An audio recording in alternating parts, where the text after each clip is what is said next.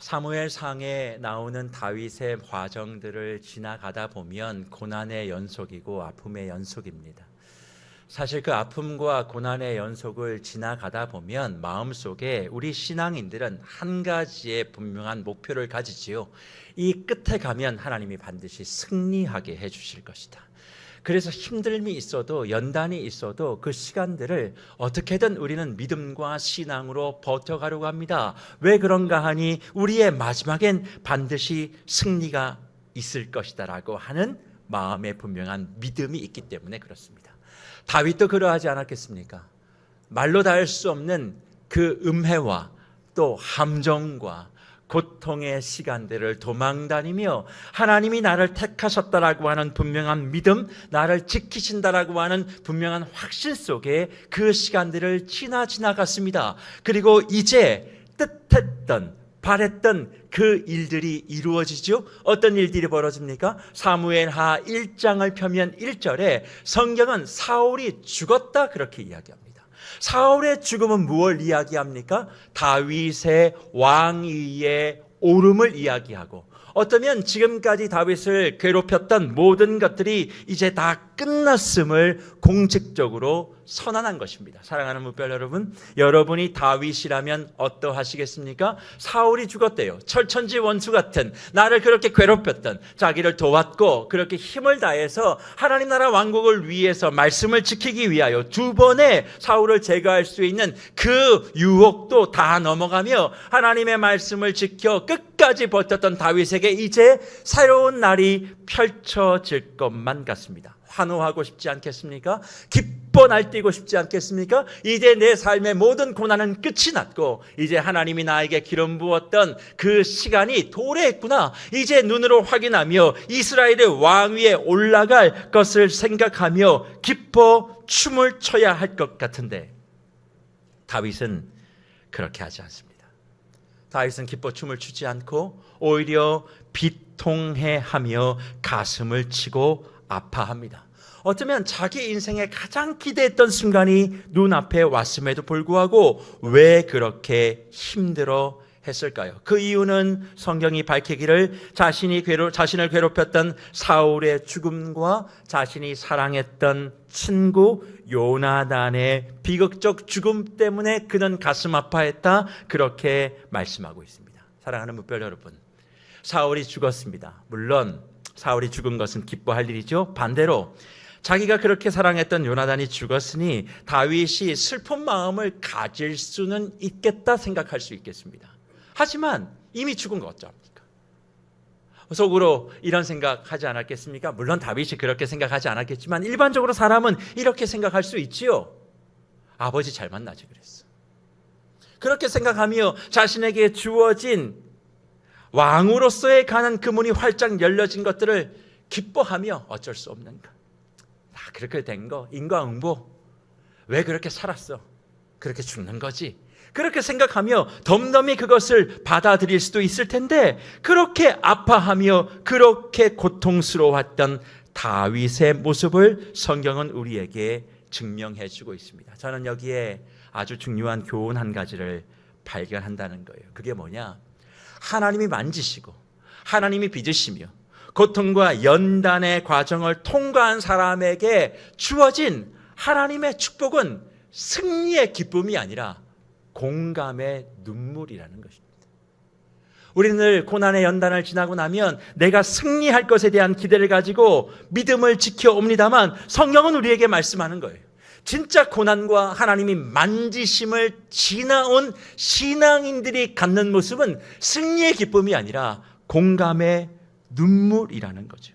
다윗의 모습을 보십시오. 다윗이 그렇지 않습니까? 가장 좋은 날이에요. 그렇지만 그는 그날 사울의 죽음과 요나단의 죽음에 비극에 공감하며 슬퍼합니다. 사람은 늘 자기 감정에 충실하고 내가 좋으면 남이 울어도 기뻐하는 것이 당연한데 하나님을 빚으시고 하나님을 믿고 신뢰하고 의지하는 사람은 항상 나보다 다른 사람의 감정을 먼저 살핀다, 그렇게 말씀하고 있죠. 그래서 신앙이라는 말의 의미가 무엇입니까? 신은 믿을 신자입니다. 앙은 의지할 앙이에요. 그러니까 신앙이라는 말은 하나님을 믿고 하나님을 의지하는 사람이라고 할 때 우리는 그 사람을 신앙인이라 부른다는 거죠. 그러니 하나님을 믿고 하나님을 의지하는 사람을 뒤집어 얘기하면 어떤 사람이냐? 이 사람은 겸손한 사람이에요. 내 뜻대로 되는 것이 별로 없다는 거죠. 그러니까 하나님을 의지하는 것 아닙니까? 내 힘과 능력으로 할 수 없기 때문에 하나님을 신뢰하는 것 아닙니까? 사람을 믿는 것이 아니라 하나님을 의지하는 바로 그 신앙인에게 보여준 첫 번째 모습이 뭐예요? 그래, 내가 잘 되니까 기뻐하는 것이 아니라 내가 잘 되고 기뻐하는 그날 누군가의 죽음과 누군가의 아픔을 공감하며 슬퍼하는 거예요. 그래서 다윗을 만지신 하나님은 승리자의 모습으로 다윗을 우리에게 제공하는 것이 아니라 공감자의 모습으로. 진짜 네가 하나님을 믿는 사람이라면, 하나님을 신뢰하는 사람이라면, 하나님을 의지하는 사람이라면 중요한 건 너의 상황과 너의 감정과 너의 형편이 아니라 네 주변을 돌아보는 거예요. 그것을 위해 그 연단의 시간을 지나왔음을 성경이 우리에게 말씀해 주고 있다는 것입니다. 그래서 무별 여러분, 스스로를 한번 돌아보십시오. 지금의 어려움과 고난과 힘듦이 있으십니까? 그 모든 것이 다 하나님의 만져주심이라고 하는 확신이 있으세요? 그렇다면 그 고난의 연단을 통과한 마지막 끝자리에 서 있는 나의 모습은 기뻐 춤추며 승리하는 것이 아니라 주변의 상황을 살펴보며 그 사람들을 함께 공감하고 그들의 마음을 서로 위로하고 만져줄 수 있는 바로 그 사람이 되기 위하여 하나님께서는 지금 저와 여러분의 인생의 길을 이끌고 계심을 믿으셔야만 합니다. 그리고 그 모습을 보일 때 그 사람이 진짜 신앙인, 하나님을 믿고 하나님을 의지하는 겸손한 사람이라고 말씀하고 있다는 것이지요. 사실 다윗의 지금 입장에서는 솔직히 이렇게 슬퍼할 시간이 없어요. 왜 그런가 하면 정세적으로 봐도 왕이었던 사울이 죽고 블레셋이 승리했으니 그대로 이스라엘에 진격해 들어오게 되어지면 나라의 정세가 위태롭게 되는 것입니다. 그러면 다윗의 입장에서는 이것을 명분 삼아 지금 당장이라도 왕이 없다, 하나님이 나를 기름 붓지 않았느냐, 그리고 사울이 죽지 않았느냐, 이제 내 차례다, 그렇게 이야기하며 왕위에 올라 이스라엘을 통치하면 될 터인데 하나님이 만지셨잖아요. 하나님이 빚으셨잖아요. 그래서 겸손해졌잖아요. 그래서 공감의 능력을 갖췄잖아요. 이 겸손하고 공감의 능력을 갖추었던 다윗이 이 상황에서 했던 것이 뭡니까? 기다리며 기도하는 것입니다.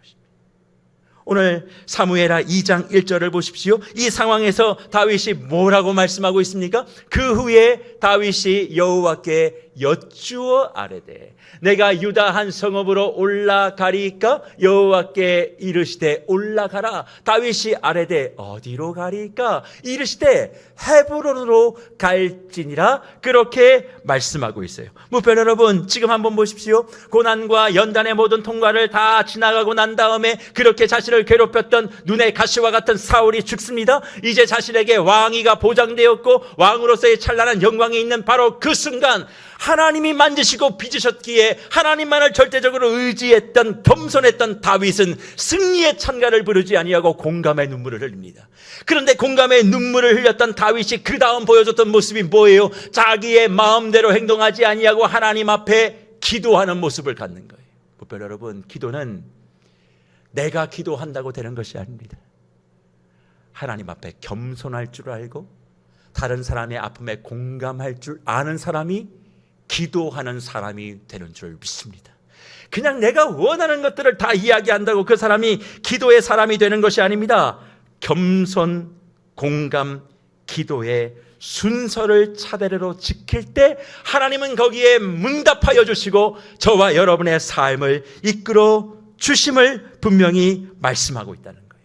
그래서 보십시오. 어디로 갈까요? 라고 물었을 때 하나님이 뭐라고 답합니까? 헤브론으로 올라가라. 그렇게 말하며 다윗은 하나님의 말씀대로 헤브론으로 올라가 유대의 왕으로 추대를 받고 7년 반 동안 유다를 다스립니다. 자, 그러면 이쯤 되면 생각하실 거예요. 이제 모든 게 끝나지 않았는가. 그렇죠. 사실 이스라엘 전체를 다스린 건 아닙니다. 유다 지파를 다스리려고 했을 때 다윗이 고개를 갸우뚱거릴 수도 있었을 거예요. 하지만 겸손하고 공감의 능력을 갖추어 승리가 아니에요. 영광이 아니에요. 하나님이 빚으시는 겸손하고 공감의 사람은 기도의 자리에 서게 되었고 이해되지 않는 그 하나님의 말씀에 순종하며 7년 반을 기다립니다. 그러면 하나님이 뭔가 더 좋은 것을 주실 것 같은데 어떤 일이 벌어져요? 성경은 또 이해되지 아니하는 일들이 일어났다 그렇게 말합니다. 그 일이 무엇인가? 하나님의 나라에 반대하고 다윗에게 대적했던 이들이 강력하게 도전하고 반발하기 시작했다 그렇게 말씀합니다. 뭔가 하나 끝이 나면 더 좋은 게 펼쳐질 것 같은데 더 강력한 도전과 그리고 표독스러운 그런 일들이 다윗을 힘들게 했다 그렇게 말합니다. 그러면 이제 사울이 죽고 난 다음에 다윗의 반대편에서 다윗의 대항과 그리고 대적의 중심에 섰던 그 사람은 누구였는가? 사울의 군사령관이었던 아브넬이었다 그렇게 성경은 말합니다. 아브넬을 중심으로 다윗에 반대하는 그런 일들이 이루어지게 되어지는데 이 아브넬이 무엇을 기치로 내걸고 이 일을 시작하느냐? 사울 집안을 재건해야 된다고. 이스라엘의 적통은 사울이라고, 사울을 중심으로 다시 이스라엘의 왕권을 회복해야 된다라고 하는 그런 계략을 가지고 사울에 남아있던 아들 이스보셋을 왕으로 삼습니다. 그래서 사무엘하 3장 1절을 보십시오. 뭐라고 성경에서 기록하고 있습니까? 사울의 집과 다윗의 집 사이에 전쟁이 오래 진행되었고 그 결과가 무엇인가? 다윗의 집은 점점 강하여져 갔고 사울의 집은 점점 약해져 갔다 말씀하고 있습니다. 다윗이 왕위에 올라도 전쟁이 끊이지 않았대. 사울이 죽어도 사울의 집안과 다윗의 집안이 계속 싸웠대요. 그런데 특징은 뭐냐면 다윗의 집안은 점점 강해지고 사울의 집은 점점 약해져 갔다 그렇게 말씀하고 있습니다. 무별 여러분, 사울의 집안을 재건하려고 했던 이 아브넬을 한번 생각해 보자고요. 도대체 아브넬은 어떤 마음을 가지고 이 사울 집안을 재건하려고 했을까요? 정말 그의 마음 가운데 사울에 대한, 사울 집안에 대한 충성이 있었다 생각하십니까? 그렇지 않아요. 아브넬이 사울 집안을 재건하고 싶었던 것 딱 한 가지 이유였습니다. 자신의 유익과 이익을 위해 사울 집안이 필요했고 이스보셋을 이용한 것이죠. 자신을 위해 그 집안이 필요했을 뿐이지 진정한 충성심이라고 하는 것은 아브넬에게 있지 않았습니다. 만약 그가 정말 사울과 사울 집안을 그렇게 존경하고 존중하고 충성하고 선한 마음으로 했다면 사무엘하 3장 6절 이하에 등장하는 행동을 행하지 않았을 거예요. 사울의 여인들을 다 농락합니다. 그리고 사울에 있었던 모든 집안의 것들을 다 자기 마음대로 사용하고 자기 것인 양 그렇게 군림해요. 이스보셋을 왕으로 세웠지만 자기 발 아래 두면서 그렇게 개 부리듯 부렸던 것이 아브넬의 모습이었다는 것입니다. 그렇습니다. 원수 같았지만 공감했던 다윗은 사울의 집안에 대하여 경의와 존중을 보였고 아군인 줄 알았으나 자신의 영달을 위해서 이용하기만 했던 아브넬은 그 사울 집안을 우습게 여기며 몹쓸 짓을 한 것입니다. 결국 아브넬의 마음에는 자기가 높아지기 위한 자기만의 왕자가 있었고 다윗의 집안에는 다윗의 왕자가 아니라 하나님의 보호자가 있으니 두 집안이 싸우면 싸울수록 무슨 일이 벌어져요? 다윗의 집은 강해져만 가고 사울의 집안은 점점 약해져 간다는 거예요. 차이는 무엇이에요? 마음에 누구의 왕자가 있느냐의 차이입니다. 사실 우리는 하나님의 말씀대로 살아야 된다.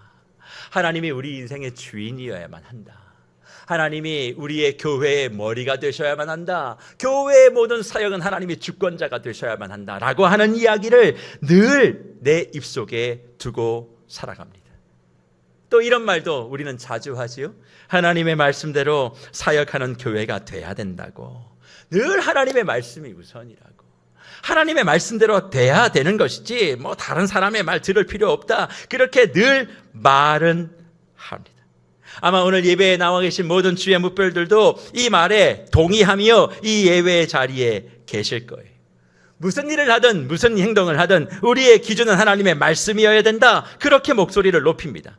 하지만 하나님의 말씀을 그렇게 강조하고 중요하다 동의하면서도 저와 여러분에게 나타나는 아주 큰 특징이 뭔 줄 아십니까? 말씀을 이기려고 한다는 거예요.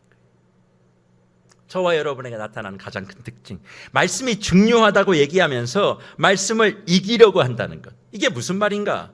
말씀이 내게 들려지고 임해도 말씀이 나를 이겨야 되는데, 말씀이 나를 꺾어야 되는데, 내가 말씀을 꺾어버리고 내가 말씀을 이기는 경우가 너무 많다는 거예요. 말씀이 나를 이겨 말씀이 끌고 가는 대로 내가 따라가야 변화도 있고 능력이 있을 터인데, 말씀이 중요하다고 말을 할 뿐 언제나 우리는 말씀을 패배시키는 자리에 늘 서 있는 겁니다. 예배의 자리에 나와 말씀을 들어도 이 말씀으로 내가 패배를 선언해야 되는데 말씀을 들어요. 그런데 그 말씀을 패배시켜버리는 거죠. 입술로는 늘 말씀이 중요하다, 말씀대로 살아야 된다, 교회는 말씀대로 사역해야 된다 그렇게 얘기하지만 말씀을 늘 패배시키는 거죠. 말씀보다 중요한 건 내가 해왔던 거, 내 방식, 그게 더 중요하다고 생각하며 그렇게 살아가기에 어떠한 변화도 능력도 나타나지 않는 겁니다. 왜 말씀을 패배시킬까요? 저와 여러분의 마음속에 아브넬과 같이 하나님의 말씀 보좌가 있는 것이 아니라 자기의 왕자가 있으니까. 말씀을 내가 생각하고 내가 판단하니까. 하나님의 말씀이 들어올 틈을 주지 않으니까 그런 일들이 있는 것 아닙니까? 그러니까 입술로는 하나님의 말씀이 중요하다고 이야기하면서도 말씀이 내게 들어와 나를 꺾으려고 하면 말씀을 패배시키며 나에게 스스로 이렇게 위로하는 거죠. 내가 아무 말도 하지 않았다고. 내가 아무 말도 하지 않았으니 아무런 일도 일어나지 않을 거 아니야? 그렇게 이야기하며 그냥 하루하루를 지나갈 뿐이에요. 그런데 그런 사람들에게는 어떤 일만 있느냐? 늘 불평과 갈등과 불안밖에 없다는 것 아니겠습니까? 그래서 우리가 이 사울의 집안과 다윗 집안의 이 전쟁을 통해서 주목해야 될 말씀이 있어요. 그게 뭐냐? 아무리 좋은 명분을 내세워도 자기 자신을 위해서 행동했던 그 아브넬, 하나님의 보좌가 아닌 자기 왕자를 지키기 위해 했던 그가 마지막에 고백했던 한마디가 있습니다. 모든 것이 다 끝이 나고 이제 다윗 중심으로 모든 것이 재편되어질 때 그가 뭐라고 고백합니까? 사무엘하 3장 17절 이하 18절에 이렇게 고백하죠. 아브넬이 이스라엘 장로들에게 말하여 이르되 너희가 여러 번 다윗을 너희 임금으로 세우기를 고하였으니 이제 그대로 하라. 여호와께서 이미 다윗에 대하여 말씀하시기를 내가 내 종 다윗의 손으로 내 백성 이스라엘을 구원하여 블레셋 사람의 손과 모든 대적의 손에서 벗어나게 하리라 하셨음이라 하고 말씀하고 있습니다. 하나님의 반대편에 자기 자신이 있었음을 이제 고백하고 그 고백을 뭐라고 이야기하느냐? 이제 그대로 하라는 거예요. 이제 그대로 하라는 건 뭐냐면 다윗을 왕위로 세우는 걸 하라는 겁니다. 더 의미를 부여하면 이제 하나님의 말씀대로 하라는 거지요. 지금까지는 내가 하나님의 말씀대로 하지 않았는데 이제는 하나님의 말씀대로 좀 해라. 그렇게 고백하고 있는 것 아니겠습니까? 무별 여러분, 아브넬의 이 고백을 다시 한번 생각해 보기를 원합니다. 이제 그대로 하라라고 하는 이 의미 속엔 저와 여러분의 삶의 전 영역에 하나님의 말씀대로 계획대로 하라. 내가 그것을 알고도 안 했는데 이제 그렇게 해야 된다라고 하는 항복 선언과 순종 선언을 담아두고 있는 것이 아니겠습니까? 다시 말해서 우리가 살아가고 있는 행하는 모든 인생의 독점권은 그대로 유지한 채로 내 인생에 사라져도 별 의미 없는 것들은, 아주 사소한 것들은 다 드리면서 중요한 거 잘 안 드리시잖아요. 여러분의 인생에 이거 없으면 죽겠습니다. 그거 하나님께 지금 드리고 있습니까? 저 안 그래요. 여러분도 아니실걸요. 사소한 몇 가지, 없어져도 별 의미 없는 것들, 그런 거 내어놓으면서 하나님 앞에 포기했다고, 하나님 앞에 드렸다고, 내 교회를 위해서 뭐 했다고 그렇게 말하면서 실상은 뭐예요? 내 권리는 누가 침해해서는 안 되고, 내 말 안 들어주면 뿔이 나고, 내 방식은 포기할 수 없고, 어떤 경우라도 내 신념은 지켜야 되고,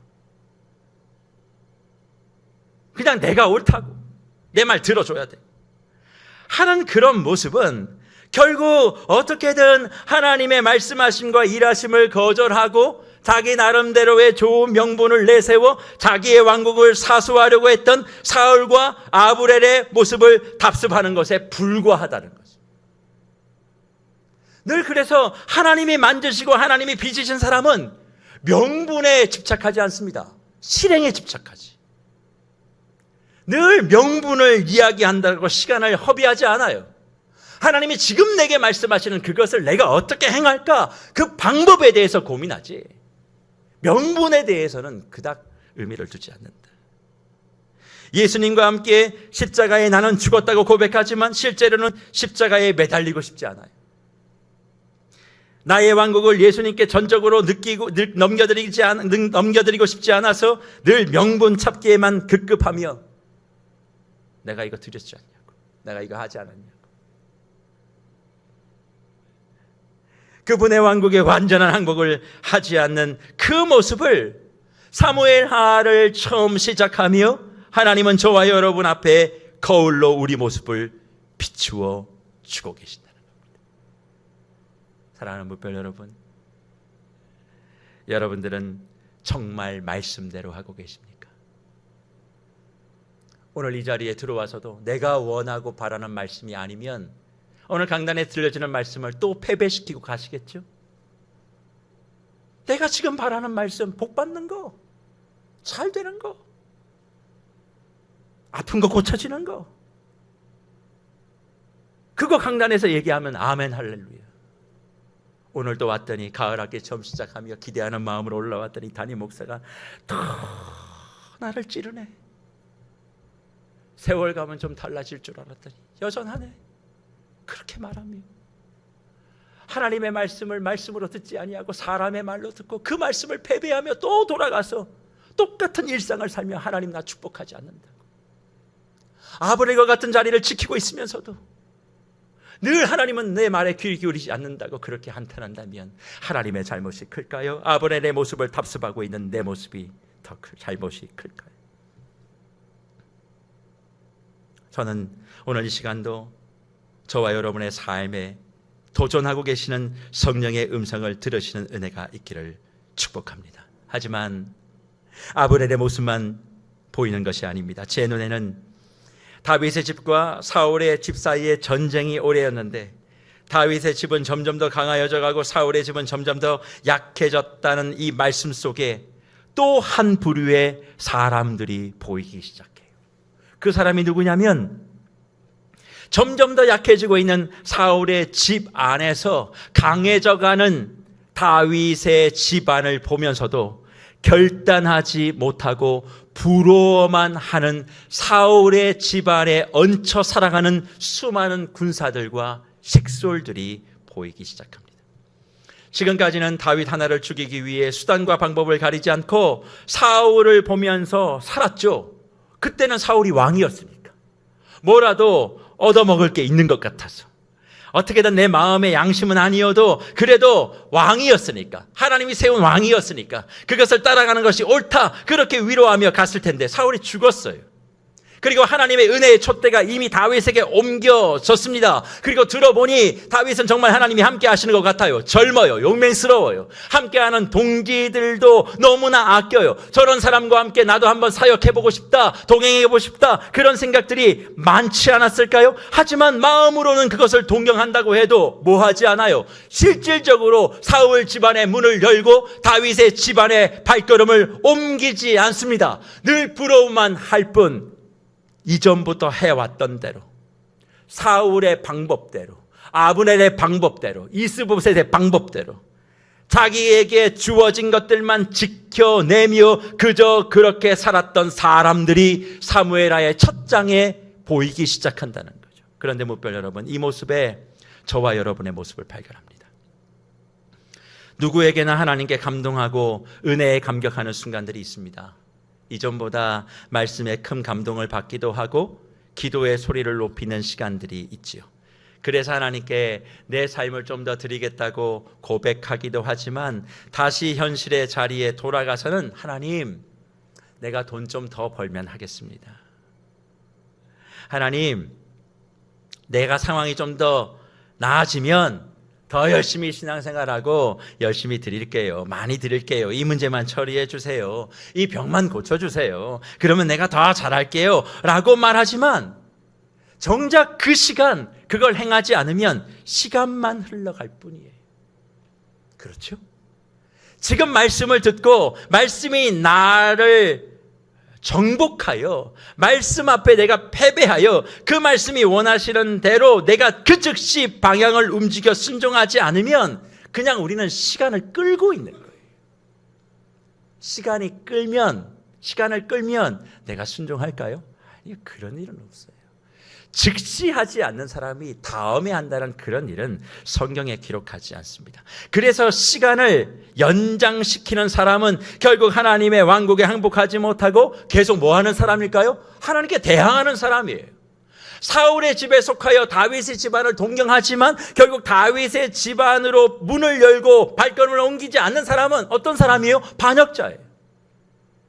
마음에 동경이 있건 없건 그건 중요하지 않아요. 발걸음을 옮겨야 된다는 거예요. 옮기지 않고 마음에 소망만 하는 자, 여전히 시간만 보내고 시간만 연장시킬 뿐 하나님 나라에 항복하지 않고 대항하고 있는 사람이고 그 모습이 저와 여러분에게 지금 있다는 겁니다. 그래서 엘리야 선지자가 우리에게 선포한 말씀이 열왕기상 18장 21절 말씀, 이거 아니겠습니까? 엘리야가 모든 백성에게 가까이 나와 이르되 너희가 어느 때까지 둘 사이에서 머뭇하라니. 여호와가 만일 하나님이면 그를 따르고 바알이 만일 하나님이면 그를 따를지니라 하니, 그 다음이 중요해요. 백성이 말 한마디도 대답하지 아니하는지라 말씀합니다. 하늘에서 불이 떨어지는 게 진짜 하나님이라고 우리 믿고 따라가 보자. 바알과 아사랴 선지자 850명이 그 난리를 쳐도 자해를 하고 피를 흘리고 난리굿을 해도 해가 떨어질 때까지 불이 떨어지지 않습니다. 그러니 조용히 그 모습을 바라봤던 엘리야가 그 모든 제단에 물동이를 가득 채워서 흥건하게 했을 때 하나님 앞에 기도하는 순간 불이 떨어져요. 그리고 이야기합니다. 이제 이스라엘 백성들이요, 하늘에서 불이 떨어진 저 하나님을 믿고 우리가 따라가야 되지 않겠느냐. 언제까지 둘 사이에서 머뭇하겠느냐. 그렇게 질문하면 백성이라면 뭐라고 말해야 정상입니까? 내 주 하나님을 믿겠습니다. 바알과 아세라 신상을 따라왔던 모든 것을 다 뒤로하고 이제 오직 하나님만을 위해서 내 모든 삶을 다 드리겠습니다. 고백해야 되는데 백성이 말 한마디도 대답하지 않았다 이야기합니다. 왜 말하지 않을까요? 그 순간만 넘어가고 싶은 거예요. 지금 대답하지 않고 넘어가고 또 원래대로 살면 되지. 아무리 결단을 촉구해도 내가 말하지 않았으니까 아무 일도 일어나지 않았다, 그렇게 스스로 위로하며 애매한 믿음의 자리를 계속 지키고 있는 이 모습이 바로 저와 여러분의 모습이 아닐까요? 하나님을 나의 삶의 왕이라 인정한다면, 그분이 내 삶과 교회의 머리 되시는 주인님을 고백한다면 우리는 누가 강요하지 않아도, 강압하지 않아도 스스로 자발적으로 나의 모든 것을 포기하고 하나님께로 나와 하나님의 편에 확실하게 서게 되는 거예요. 그래서 하나님의 나라는 능력에 있는 것이 아니라 뭐에 있다? 사랑에 있다는 거예요. 하나님을 사랑하기에 하나님의 사랑을 가로막는 모든 것을 다 정리하고 우리는 하나님의 나라로 발걸음을 옮긴다는 겁니다. 무엇보다도 나 자신을 지독하게 사랑하는 것, 평판과 이름에 대한 자랑을 버리고 하나님의 나라의 사람으로서의 확실한 새 삶을 시작하는 거예요. 동경하는 게 믿음이 아닙니다. 시작하는 게 믿음입니다. 부러워하는 게 믿음이 아닙니다. 그것을 내 삶 속에서 실행하는 게 믿음입니다. 그래서 묵별 여러분, 우리는 하나님을 믿고 사랑한다고 하면서도 여전히 내가 살아온 삶의 방식, 신앙의 패턴을 변화시키지 않고 내 방식대로 그것을 행하는 것은 성령을 모독하는 행위라는 것을 인식하셔야만 합니다. 사랑하는 사람이 원하는 대로 하는 것이 진짜 사랑입니다. 내가 원하는 대로 그 사람을 만족시키는 것이 아니라 내 사랑의 대상이 원하는 대로 내가 움직이는 때 그 사람이 진짜 사랑하는 사람이라 말할 수 있는 것 아니겠습니까? 예수를 믿으니 이렇게 내가 살아온 삶의 패턴을 그대로 가져가도 하나님은 나를 사랑하시니까 아무 문제가 없다고 생각하는 이 자기 신념, 이제는 성령께서 흔들어 주시기를 축복합니다. 다윗이 왕이 되기 위해 아브넬의 이 고백, 그 고백이 뭐예요? 이제 그대로 되라고, 이제 그대로 하라고. 이 고백을 통하여 다윗은 이제 본격적으로 왕위에 올라서는 발판을 마련하게 되어지고, 그렇다면 이제 그대로 하라라고 하는 이 고백이 저와 여러분의 삶을 더 빛나고 빛나는 영광의 자리로 이끌어내지 않겠습니까? 그러니 이제 결단하십시오. 말이 아니라 이제 내가 그대로 하겠습니다. 하나님 말씀하신 대로 그대로 하겠습니다. 이제는 말을 넘어 행동과 결단을 시작하는 이번 가을 학기가 되시기를 축복합니다. 물론 이 말씀을 드리면 많은 분들은 아니지만 소수의 몇 분은 또 이렇게 제게 질문하실 거예요. 목사님, 제가 다 알아서 합니다. 목사님, 너무 그렇게 몰아붙이지 마세요. 저도 성경 잘 압니다. 하나님 인격적이신 분이시고 성령은 인격적으로 다 하실 건데, 늘 목사님은 오늘이 마지막인 것처럼 저를 이 벽에다가 탁 몰아붙여서 협박하시듯 왜 그렇게 자꾸 말씀하세요? 라고 하시는 분들이 분명히 계실 겁니다. 하지만 목별 여러분, 지금 행동하지 않으면 시간이 지나도 망설이는 자기 자신만 발견하게 될 거예요. 지금 행동하고 지금 내가 모든 것을 하나님 앞에 다 포기하고 드리겠다, 그렇게 말해도 실상 우리는 내 인생에 별로 문제되지 않은 몇 가지만 포기하면서 모든 걸 다 했다라고 말하잖아요. 그 행동을 수정하라는 거예요. 많은 게 아니에요. 엄청난 게 아닙니다. 작은 그 부분을 수정하라는 거예요. 그런 차원에서 저는 오늘 이 예배가 저와 여러분의 결단의 자리가 되기를 축복합니다. 왜 우리가 자꾸 예수를 나의 주인으로 인정한다고 고백하며 교회 생활의 여러 가지 많은 패턴들을, 원리들을 다 아는 것처럼 이야기하면서도 왜 오늘 받은 은혜가 아니라 어제, 그제, 과거에 받은 은혜와 과거에 내가 섬겼던 일들을 이야기하는 줄 아십니까? 그건 다른 것 때문이 아니에요. 용기가 없어서 그래요. 두려움 때문에 그렇습니다. 오늘 내가 보여줄 게 없으니까. 그러니까 자꾸 과거 얘기만 하는 거예요. 옛날 얘기만 하는 거예요. 내가 이전에 이랬다. 근데 지금 얘기할 게 없어요. 지금은 내가 초라하거든요. 그러니까 이전에 내가 좀 잘났을 때, 잘 나갔을 때 그걸 자꾸 이야기하는 그 이유가 뭐냐?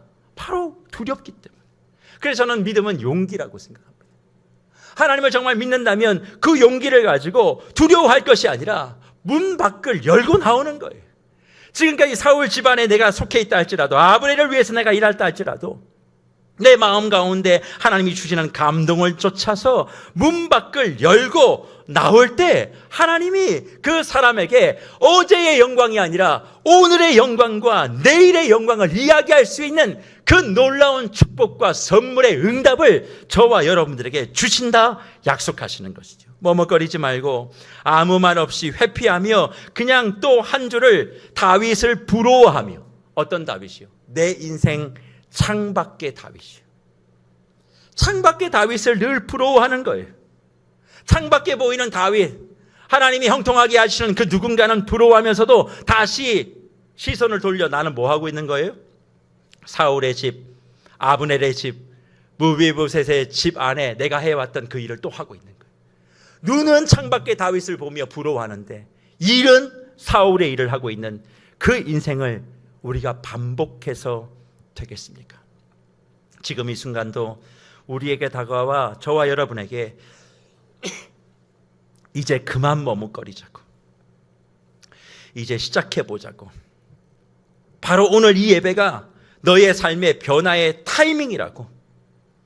또 한 주는 없다고. 너의 삶의 한 주의 삶을 보장하고 있냐고.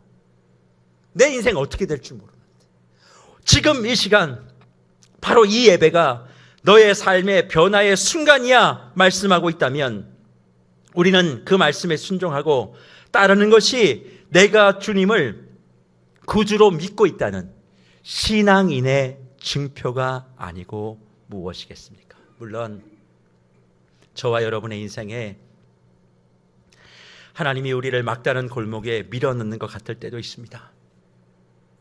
정말 인생에 오아시스 한 방울 나오지 않을 것만큼 사방을 다 꼭꼭 막아둔 것 같은 그런 시간을 지날 때가 지금일 수 있어요. 외나무 다리 위에 덩그러니 나 혼자만 올라와 있는 그 시간일 수도 있고, 지금 나의 시간이 절벽에 떨어져 마지막 풀뿌리 하나를 다 붙들고 간절하게 그 뿌리 하나가 다 떨어져 나가는 것을 보고 있는 순간일 수도 있습니다. 그럴 때 하나님은 우리에게 요청하십니다. 살려달라고 기도하지 말고 지금 내가 변하겠다고, 내가 지금 새롭게 시작해보겠다고. 하나님, 주님 말씀을 이기려고 하지 않고 주님 말씀을 승리자로 내가 만들겠다고, 그렇게 고백하는 저와 여러분의 결단의 시간이 우리의 삶 속에 이루어지게 될 때 주님은 그 절벽 끝에서도 다리를 만드시고, 강으로 아무 물방울이 나오지 아니하는 그 강물 안에서도, 강 안에서도 폭포수와 같은 하나님의 은혜의 강수를 터트려내실 것이고, 외롭고 힘들고 혼자 있는 것 같은 그 자리에 군대와 같은 하나님의 동지를 보내셔서 저와 여러분의 모든 삶들을 회복시켜 주시는 그 시간이라 말씀하시고 저와 여러분에게 행동을 요청하고 있다 믿으셔야 되지 않겠습니까? 네, 하나님, 이제 그렇게 하겠습니다. 그렇게 실행할 때 하나님이 나의 삶에 진정한 통치를 이루시고 그 통치를 받는 사람으로서의 안정과 기쁨과 형통함의 복을 저와 여러분이 받으시기를 축복합니다. 그래서 보십시오. 이런 과정을 다 거치고 난 다음에 사무엘하 5장 2절, 이스라엘 백성이 다윗에게 가서 엎드려 무엇을 고백합니까? 이렇게 고백합니다. 전에 곧 사울이 우리의 왕이 되었을 때에도 이스라엘을 거느려 출입하게 하신 분은 왕이시었고 여호와께서도 왕에게 말씀하시기를 내가 내 백성 이스라엘의 목자가 되며 내가 이스라엘의 주권자가 되리라 하셨나이다 하니라 라고 기록하고 있습니다. 저는 이 고백이 우리의 왕이신 하나님께 지금 올려드려야 되는 저와 여러분의 고백이자 행동 지침이라고 생각합니다. 우리가 하나님을 잠시 떠나 있을 때에도 나의 삶의 왕은 하나님이셨습니다. 이제 내가 그 사단 왕국을 정리하고 나의 진정한 왕이신 하나님께 나아가 고백해야 됩니다. 뭘 고백할까요? 나의 목자 되어주시고 주권자가 되어달라고. 이제 당신이 나의 목자이시고 나의 목자이신 하나님의 음성대로만 내가 따라갈 것이고 나의 왕이신 하나님의 말씀대로 지금 즉시 행동하겠다고. 머뭇머뭇거리다가 나 세월 다 갔다고, 이전에 이렇게 써야 되는데 그런 후회를 이제라도 더 남겨두지 않기 위해서 지금 하겠다고. 해보지 않았다고 두려워하거나 안 해봤기에 본 적이 없기에 불안하다고 고민만 하다 생각만 하다가 다시 원래의 익숙한 대로 살아가는 것을 멈추고 주님이 말씀하시는 거라면 내가 불편해도 내가 이해가 되지 않아도 내가 해온 것을 한번 다 뒤집어서 해보겠다고 고백하고 지금 즉시 실행하게 되어질 때 진정한 하나님의 소유가 되어 왕을 모시는 기쁨, 왕과 함께하는 승리, 왕의 인도함을 받는 형통함을 매일 누리며 저와 여러분이 이번 가을 학기를 살아가게 될 줄 믿습니다. 그런 차원에서 가을 학기의 첫 말씀을 마무리하며 저는 우리 무별들에게 도전합니다. 수십 년이 지나도 머뭇거린 그 일이 어떤 것입니까? 감동받았으나 현실 앞에 주저한 그 일, 결단해 본 적이 있지만 이제 그대로 행할 본 적이 없어서 작정하고 결단했던 횟수만큼 오히려 저와 여러분의 믿음이 퇴보하고 있는 바로 그 일을 오늘 이 시간 실행하시기를 소망합니다. 그것을 실행하고 이룰 때 진정한 왕으로 하나님을 우리는 모시게 되는 것이고, 그분의 보좌를 나의 인생에 둔 행복한 인생을 그때서야 시작하게 될 줄 믿습니다. 저는 이번 한 주 여러분의 삶에 이런 행복이 있기를 축복합니다. 이제 그대로 하라라고 하는 이 말씀을 가슴에 새기시고, 창밖에 다윗 그만 보시고 문 열고 나오셔서 이제 다윗 집안과 함께 하시는 이번 가을 학기 되시기를 축복합니다.